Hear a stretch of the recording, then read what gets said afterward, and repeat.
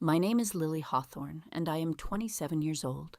For 3 years, I had been trying to build something steady with my husband, Nathan, in our small rental house just outside Walla Walla, Washington, where the vineyards stretched out in every direction like quiet green promises.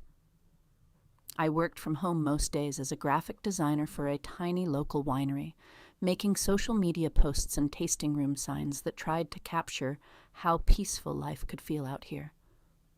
Nathan sold wine for a bigger distribution company in town. We weren't wealthy, but we had our little routines.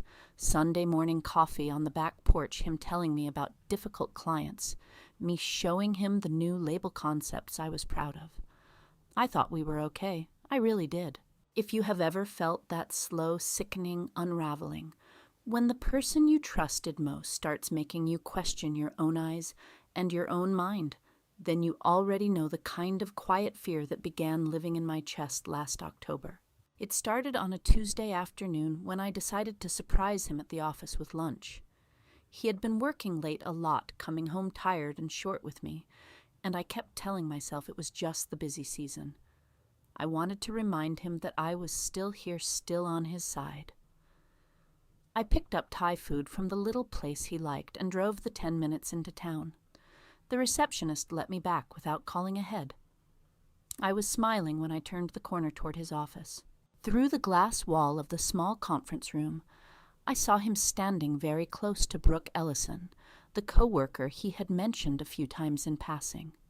Her hand was resting on his arm. He leaned down and kissed her slow, familiar, the kind of kiss that doesn't happen between people who are just colleagues. I froze with the takeout bag still warm in my hands. I didn't drop it. I didn't scream. I just turned around and walked back out to my car, the food growing cold, beside me on the passenger seat while I sat there with the engine running, trying to remember how to breathe. That night when Nathan came home, I asked him about it. My voice sounded small even to me. I stopped by your office today. I saw you with Brooke. He set his keys down and looked at me like I had accused him of something ridiculous. Lily, what are you talking about? We were going over the new client spreadsheet. You must have seen us from a weird angle through the glass. I saw you kiss her. He let out a short, tired laugh and rubbed the back of his neck. You're doing that thing again. Remember how you got weird about my friend from college last year? You're letting your anxiety turn normal work stuff into some big drama. Brooke is married. We work together. That's it. Can we please not do this tonight? I'm exhausted. I wanted to believe him so badly that I almost did. I nodded and let it go. But the next morning I noticed he had already deleted the text thread with Brooke from his phone. When I asked why, he said his phone had been acting up and he was just clearing space. Little things started adding up after that late team strategy sessions that ran until 10. A new cologne. He said the guys in the office were teasing him about a charge on our joint card for a hotel in Spokane that he claimed was for a solo overnight client meeting. Every time I brought anything up, he found a way to make it sound like I was the one creating problems. A couple of weeks later, I was helping him print some documents for a big presentation.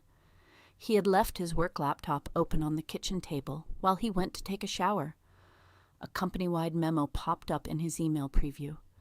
It was from his boss, Victor Lang, about upcoming client entertainment and which team members would be handling the Spokane trip. Nathan's name was listed next to Brooke Ellison's with a note that said, Nathan and Brooke will manage the full itinerary and follow-up. The dates matched the hotel charge. I sat there staring at the screen until I heard the water turn off. When he came out, I asked him about the memo. He closed the laptop quickly and said it was nothing important, just standard scheduling. Then he kissed the top of my head and told me I worried too much and that he loved me. I wanted to scream, but instead I nodded again and went back to my own laptop, pretending to work while my hands shook. That was the night I finally called my best friend, Maya Rivera. She lived 20 minutes away in town and had been texting me for weeks asking if I was okay because I had been canceling plans and sounding off. I told her everything in one long, shaky rush. She didn't tell me I was crazy. She didn't say I was overreacting. She just said, "Lily, you already know what you saw. You don't need his permission to believe your own eyes." The next morning, I made an appointment with Dr. Priya Sharma, a therapist Maya had recommended months earlier, when I had been struggling with work stress. I didn't tell Nathan I was going. I just said I had a dentist appointment and drove to her office in the little converted house on the edge of town. Sitting in that quiet room with the soft lamp and the box of tissues on the table, I finally said out loud what I had been too scared to admit, even to myself. I thought my husband was having an affair, and I thought he was trying to make me believe I was losing my mind. Dr. Sharma didn't rush me. She just nodded and asked what I needed in that moment. I told her I needed to stop feeling like I was the problem. She said we could work on that together, one session at a time. I left her office feeling like I could finally take a full breath for the first time in weeks, even though nothing had been fixed yet. Over the next month, the small violations kept coming. Nathan started suggesting we combine our bank accounts completely for simplicity, even though I had always kept a small separate account for my freelance work. He said it would show we were a real team. When I hesitated, he got quiet and asked if I didn't trust him anymore. The guilt landed exactly where he wanted it to. I almost agreed. Then I remembered the hotel receipt I had found folded in the pocket of his work jacket, and I told him I needed more time to think about it. He started staying out even later. One night he came home smelling like Brooke's perfume. I recognized it from when she had leaned in to hug him at the company picnic I had attended back in the summer. When I mentioned it, he snapped at me for the first time. "Jesus, Lily, do you hear yourself? You're obsessed. I can't come home to this every single night. Maybe if you got out of the house more instead of sitting in front of your computer all day, you wouldn't have so much time to invent problems." I didn't cry in front of him. I waited until he went to bed, then sat on the back porch in the cold October air with my arms wrapped around my knees and let the tears come. That was the night I realized something had shifted inside me. I still loved him. I still wanted the version of us I had believed in. But I was starting to understand that the version I wanted might never have existed outside my own hope.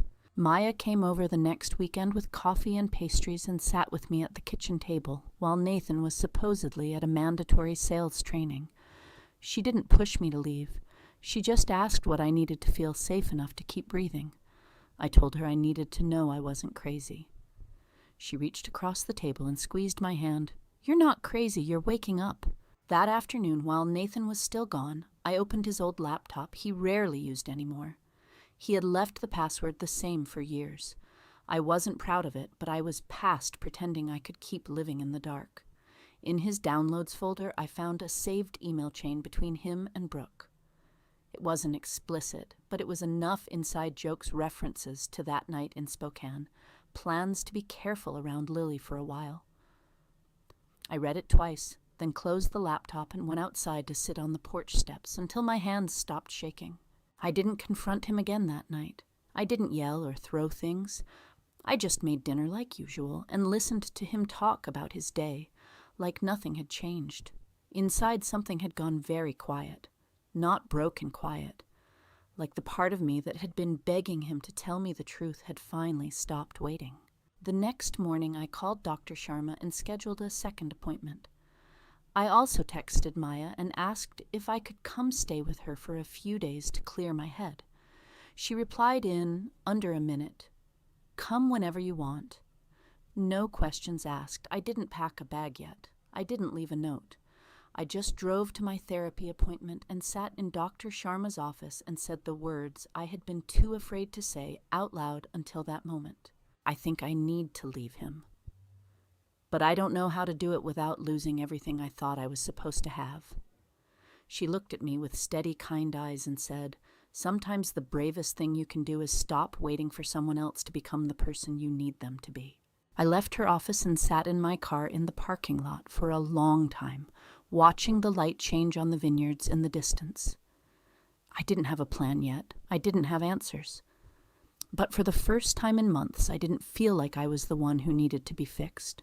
I drove straight to Maya Rivera's apartment instead of going home. It was only supposed to be for the weekend, just long enough to breathe, without Nathan watching every expression on my face. Maya didn't ask questions when I showed up with an overnight bag and red eyes. She just pulled me into a hug that smelled like the vanilla candle she always burned and said, "Stay as long as you need." That first night, I barely slept. Nathan texted me 6 times between 10 and midnight. The messages started worried. "Where are you? I came home and you weren't there." Then shifted into something sharper. "This isn't funny, Lily. We need to talk like adults." I didn't answer any of them. Dr. Sharma had told me in our session that I didn't owe him an immediate explanation for needing space.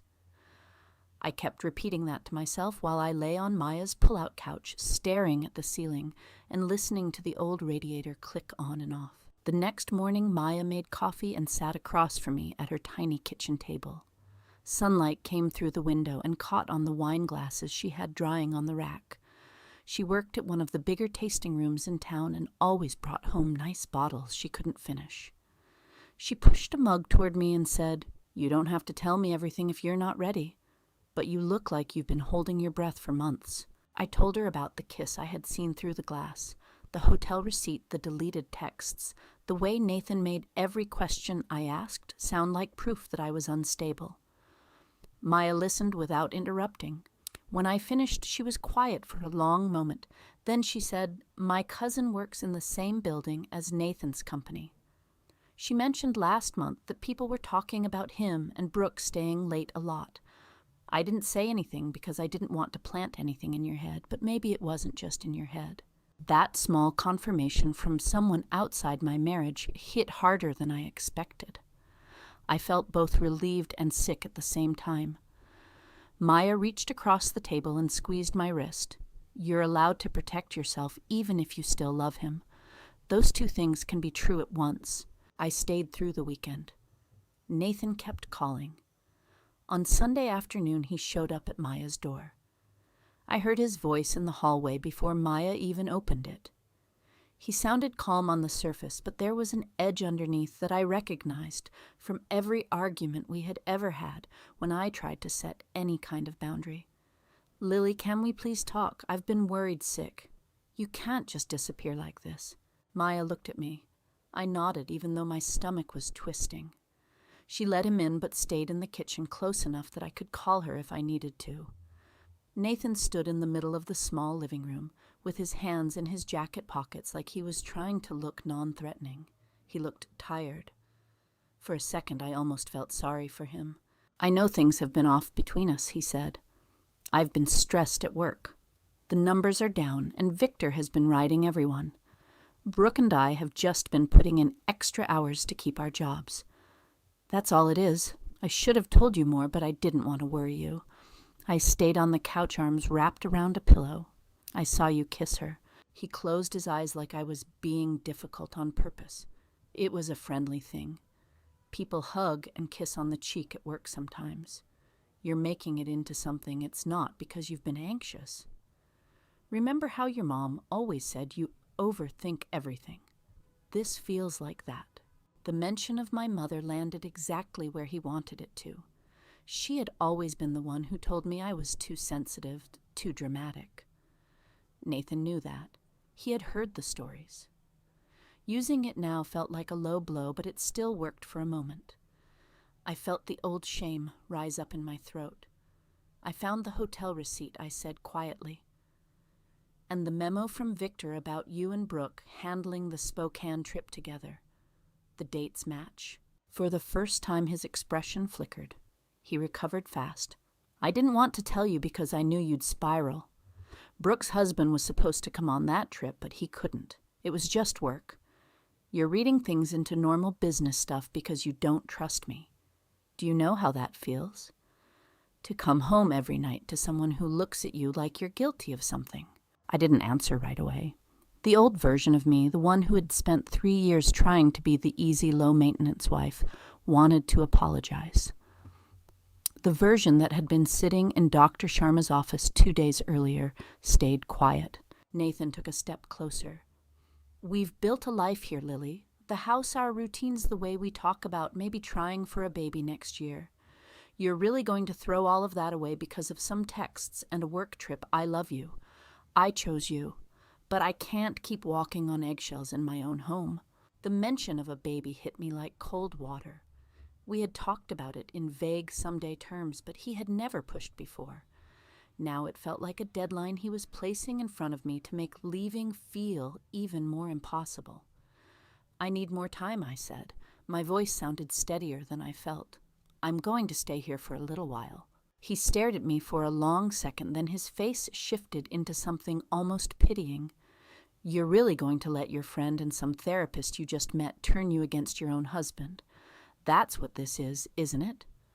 Maya's never liked me. She's probably been waiting for something like this. Maya spoke from the kitchen doorway, calm but firm. Nathan, maybe you should go. Lily can call you when she's ready to talk. He ignored her and kept looking at me.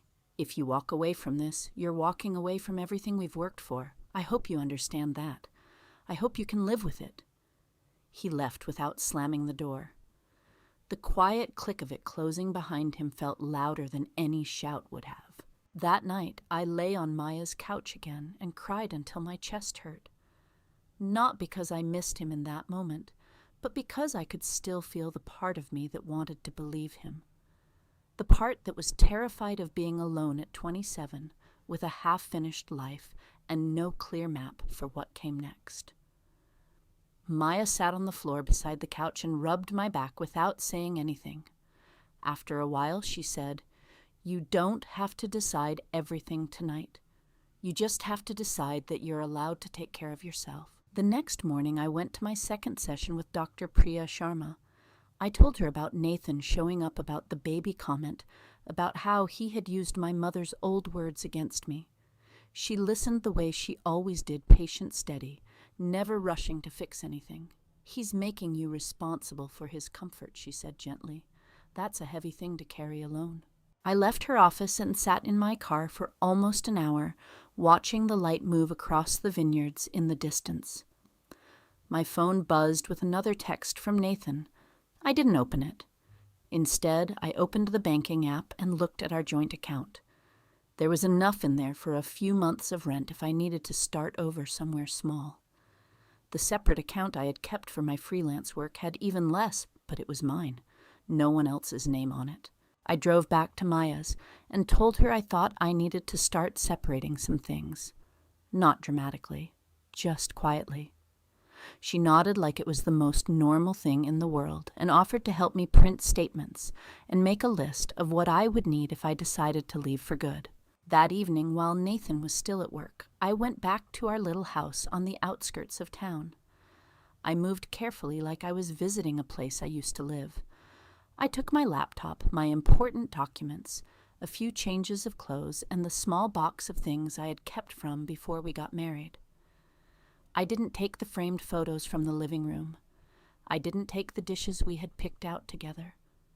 I left a short note on the kitchen counter that just said I needed space and would be in touch when I could think clearly.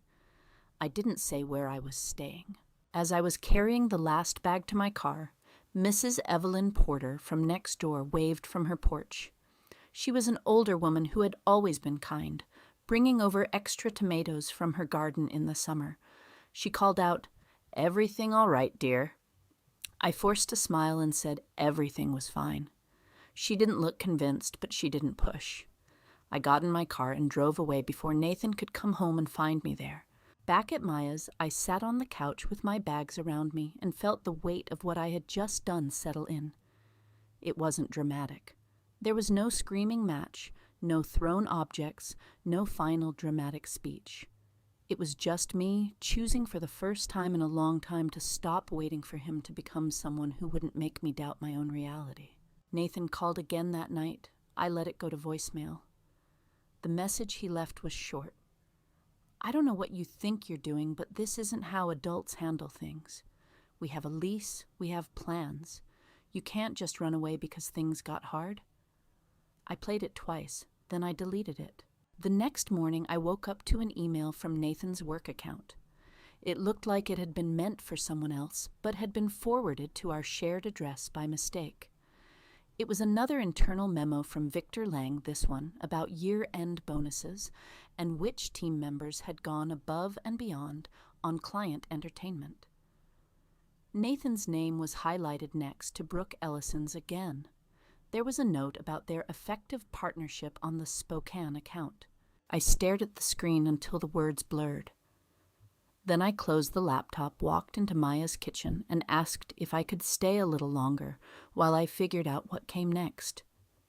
She didn't hesitate. As long as you need. I didn't know yet how long that would be. I didn't know if I would ever go back to the little house with the back porch that looked out over the vineyards. I only knew that for the first time in months, the sick feeling in my stomach had eased just enough for me to eat a full breakfast without forcing it down. Nathan kept texting. The messages grew shorter and colder. One of them said simply, "You're making a mistake you're going to regret." I didn't answer.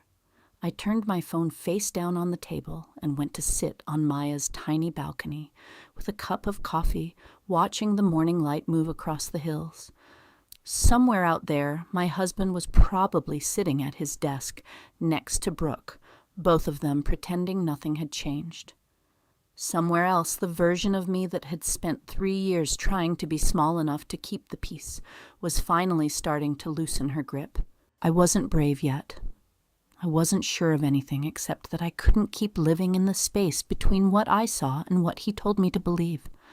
But for the first time, I was willing to find out what it felt like to stop waiting for him to make it easy. I stayed with Maya for 3 more weeks while I figured out what leaving actually looked like in real life. Nathan kept texting, but the tone changed. The worry turned into frustration, then into something colder. One message read, "You're really going to make me explain this to everyone we know. Grow up, Lily." Another said we needed to talk about the lease renewal that was coming up in January. He never once asked how I was. He only asked when I was coming home so things could go back to normal. I met with Rebecca Holt, a divorce attorney Maya's cousin had recommended. She was calm and direct in a way that made the whole thing feel less like failure and more like paperwork. We went over the joint account, the lease, and what separating finances would actually require. She didn't push me to file anything yet. She just said, "You can take this one step at a time. Right now, the step is protecting the money you earn." The insider memo from Victor Lang kept sitting in my inbox like proof I hadn't imagined everything. I didn't forward it to anyone. I just saved it in a folder on my laptop with the hotel receipt and the screenshots of the deleted texts I had managed to recover from an old backup. I didn't want revenge. I just wanted a record in case Nathan tried to twist the story later. One afternoon in early November, I drove back to the little house to get the rest of my clothes and the few pieces of furniture that were actually mine. Nathan's car was in the driveway. I almost turned around, but I had already told Rebecca I would start moving things out that day. I parked on the street and walked up the path with my shoulders tight. He was in the kitchen when I came in. He looked thinner. The easy smile he used to have when I walked through the door was gone. He crossed his arms and leaned against the counter like he was bracing for a fight. "So you're really doing this?" he said. "You're just going to walk away from 3 years because you saw something you didn't understand." I set my bag down by the door. My hands were shaking, but my voice stayed steady. I saw enough, and I kept seeing more. "I'm not coming back, Nathan." He laughed once short and bitter. "You think Maya and that therapist are going to be there when you can't pay rent by yourself. You think starting over at 27 with nothing is going to feel better than working through this like adults." I looked at him for a long moment. The man standing in our kitchen used to be the person I called when I had a bad day. Now he was using every fear I had ever told him in the dark against me. "I already started over the day. I stopped believing your explanations," I said. "I'm just finishing the move." He pushed off the counter and stepped closer. For a second, I thought he might reach for me. Instead, he stopped a few feet away, his voice dropping into that low, reasonable tone he used when he wanted me to feel unreasonable. "We have a life here. Friends. Plans. You're going to throw all of it away because you're scared of being wrong. That's not strength, Lily. That's selfishness. The old version of me would have folded right there. The version sitting in Dr. Sharma's office twice a week for the past month didn't. I'm not scared of being wrong anymore, I told him. I'm scared of what happens if I keep pretending I don't see what's right in front of me. I'm done. He stared at me like he didn't recognize the person saying those words. Then his face hardened. Fine, walk away. But don't come crying to me when you realize how hard it is out there alone. And don't expect me to make this easy on the lease or the accounts. You wanted space. You can have all of it. I didn't argue. I just went into the bedroom and packed the rest of my clothes into 2 suitcases. Mrs. Evelyn Porter watched from her porch again as I carried them to my car. She didn't wave this time. She just looked at me with quiet understanding, the kind that comes from having seen too many people leave places they once thought were permanent. When I drove away for the last time, Nathan didn't come outside. The house got smaller in my rearview mirror until it disappeared behind the curve in the road. I didn't cry. I just kept driving until I reached Maya's apartment. Over the next 2 months, I lived on her pull-out couch and slowly built something that belonged only to me. I picked up more freelance design work from other small wineries in the area. I opened my own bank account and moved what was left of my earnings into it. Rebecca helped me send a formal letter to Nathan about separating our finances and removing my name from the joint card. He didn't fight it as hard as I expected. Maybe he was relieved. Maybe Brooke was already helping him figure out what came next for him. I kept seeing Dr. Priya Sharma every week. Some sessions I spent the whole hour crying about how much I still missed the version of Nathan I had loved in the beginning. Other sessions I talked about how quiet my life had become and how that quiet didn't feel like punishment anymore. Maya let me stay without ever making me feel like a burden. She never once said I told you so. She just handed me coffee in the mornings and asked if I wanted to go for a walk among the vines on her days off. In January, the lease on the little house came up for renewal. Nathan signed it by himself. I heard through a mutual friend that Brooke had started spending more time at the house on weekends. I didn't feel the sharp stab of jealousy I thought I would. I mostly felt tired. Tired of carrying someone else's lies. Tired of making myself smaller so he wouldn't have to face what he had done. One cold evening in February, I found a small studio apartment above a quiet street near the edge of town. It was nothing special, just one room with a kitchenette and a bathroom that barely fit a shower stall, but the rent was low, and the landlord didn't ask questions when I said I needed to move in quickly. Maya helped me carry boxes up the narrow stairs. When we finished, she hugged me and said, "You did the hardest part already. Everything after this is just living." I didn't tell Nathan where I had moved. I changed my number after the last text from him arrived, the one that said he hoped I was happy with the mess I had made. I blocked his email too. Dr. Sharma had helped me understand that boundaries only work if you actually keep them. No contact wasn't punishment. It was the only way I could stop waiting for him to become someone he had already shown me he wasn't. Spring came slowly to the hills outside Walla Walla. The vineyards started turning green again. I took my laptop to a bench near one of the smaller wineries and worked on new label designs while the breeze moved through the rows. Sometimes I still felt the old ache when I saw couples walking hand in hand between the vines. But the ache didn't own me the way it used to. It was just there like an old scar that sometimes twinges when the weather changes. I never got the dramatic apology or the public reckoning I once thought I needed. Nathan kept his job. His reputation at the company stayed intact as far as I knew. People still invited him to the same gatherings. The version of our story he told probably made me sound unstable and dramatic. I didn't correct anyone. I didn't need to. The only person who had to live with the truth was me.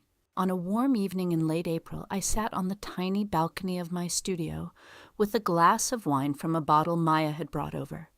The lights of town were starting to come on below. My phone stayed face down on the table. No one I wanted to hear from was trying to reach me anymore. The quiet that had once felt like loneliness now felt like room to breathe. I had lost the marriage I thought I was building. I had lost the version of myself that believed love meant staying no matter how much it hurt. I had lost the easy comfort of pretending everything was fine. In their place, I had a small apartment that was mine, a therapist who reminded me I was allowed to take up space, and a friend who showed up without being asked. It wasn't the life I had pictured at 27. It was smaller, quieter, and sometimes lonelier than I wanted to admit. But it was mine, and for the first time in a long time, that felt like enough. Thank you for listening to my story. If you've ever had to choose between the comfort of what you know and the uncertainty of what you deserve, I hope you know you're not the only one who's had to make that choice in the dark. What would you have done when the evidence kept stacking up and the person you loved kept asking you to ignore it?